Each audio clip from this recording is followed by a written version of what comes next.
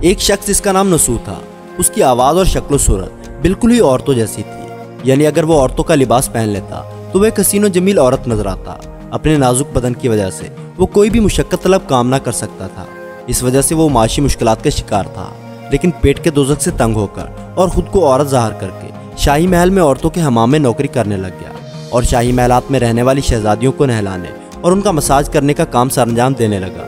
इसका हुलिया भले ही किसी दुश्मन जैसा था, लेकिन हकीकत में वो था एक मर्द और मर्दों की तरह शहवत रखता था।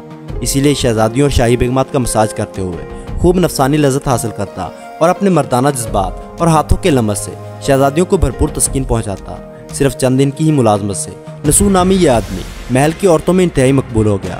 नसू की दोनों तरफ से चांदी थी। एक तरफ तो उसे नर्मो नाजुक शहजादियों के जिस्मों से खेलने और अपनी नफसानी ख्वाहिशात को तकमील तक पहुंचाने का मौका मिला। दूसरा, शाही महल में काम करने की वजह से इनाम इकराम भी दिया जाता। इन तमाम आसाइशों और लज़्ज़तों के बावजूद नसू का ज़मीर उसे मुलामत करता और तौबा इस्तग़फ़ार करके उसे अमलेबाज से रोकता। नसू अपने ज़मीर की आवाज़ पर अपने गुनाहों से तौबा तो कर लेता, लेकिन उसका ज़ालिम नफ्स नसू को अपनी तौबा पर ज़्यादा अरसा कायम न रहने देता और वह दोबारा बादशाह के महल में मौजूद औरतों को नहलाने और उनका मसाज करने चला जाता। एक दफ़ा नसू के शहर में इंतहाई नेक बुजुर्ग तशरीफ़ लाए। वो उनकी खिदमत में हाजिर हुआ और अपना अहवाल सुनाया और अपने गुनाहों के लिए दुआ की दरख्वास्त की। इस बुजुर्ग की दुआ में कुछ ऐसी तासीर थी कि अल्लाह पाक ने जल्दी नसू को राह रास्त पर वापस आ जाने का एक बेहतरीन मौका फराहम कर दिया।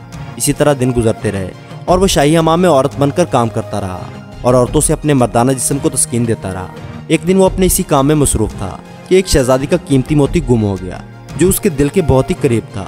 खूब तलाश के बाद जब वो मोती न मिल सका तो शहजादी के हुक्म पर महल के तमाम दरवाजे बंद कर दिए गए और सिपाहियों को हुक्म दिया गया कि वो हमाम में मौजूद तमाम कनीज़ों की मुकम्मल तलाशी लें। इस हुक्म पर सिपाहियों ने आवाज़ लगाई कि सब कनीज़ें बरहना हो जाएं, ख्वाह वो नौजवान हो या फिर बूढ़ी। नसू नामी आदमी ने जब ये आवाज़ सुनी तो उस पर लर्ज़ा तारी हो गया, क्योंकि वो तो हकीकत में औरत के रूप में एक मर्द था और काफ़ी अरसे से महल में एक कनीज़ बनकर ज़िंदगी गुजार रहा था। इसे ख्याल आया कि आज तो वो रुस्वा हो जाएगा और बादशाह अपनी इज़्ज़त और नामूस का इंतकाम मुझसे ज़रूर लेगा, क्योंकि हरम की औरतों को छूना निहायत ही संगीन जुर्म था और इस काम की सज़ा फांसी थी।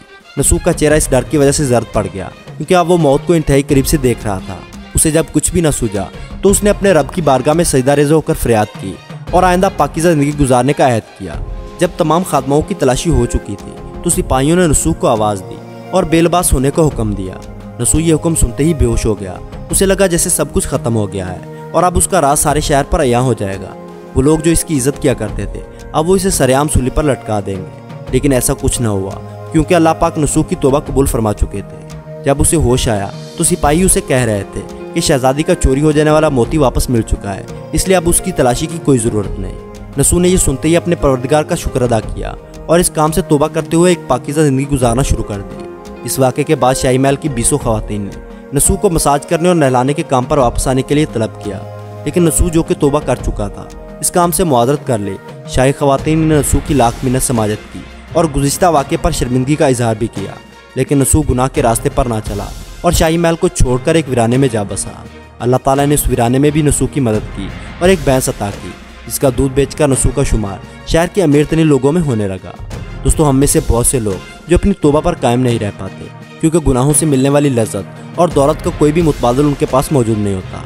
वो सोचते हैं कि अगर गुनाह छोड़ दिया तो वो अपनी पुरसाइश ज़िंदगी किस तरह कायम रख सकेंगे।